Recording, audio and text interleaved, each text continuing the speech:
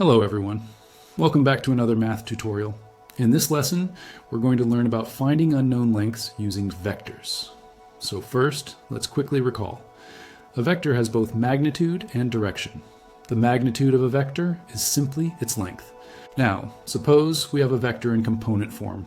A equals open bracket, x, y, close bracket. The magnitude is given by the formula. Magnitude of A equals square root of x squared plus y squared. This comes directly from Pythagoras' theorem, since the vector forms a right triangle with sides x and y. For example, if A equals open bracket 3, 4 close bracket, then magnitude of A equals square root of 3 squared plus 4 squared equals square root of 9 plus 16 equals square root of 25 equals 5. Now let's look at finding unknown lengths in geometry problems. Suppose we have a triangle and we know two vectors, say AB and AC. The length of side BC can be found by subtracting the vectors. BC equals AC minus AB.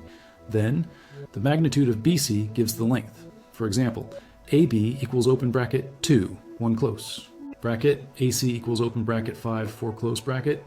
Then BC equals open bracket 5 minus 2, 4 minus 1 close bracket equals open bracket 3, 3 close bracket. So magnitude of BC equals square root of 3 squared plus 3 squared equals square root of 18 equals 3 root 2. Another method is using the dot product. If we know two vectors A and B, the cosine rule can be applied. A dot B equals magnitude of A times magnitude of B times cosine theta. This can help find unknown side lengths or angles. So to summarize, the magnitude of a vector, open bracket x, y close bracket, is square root of x squared plus y squared. Unknown side lengths can be found using vector subtraction.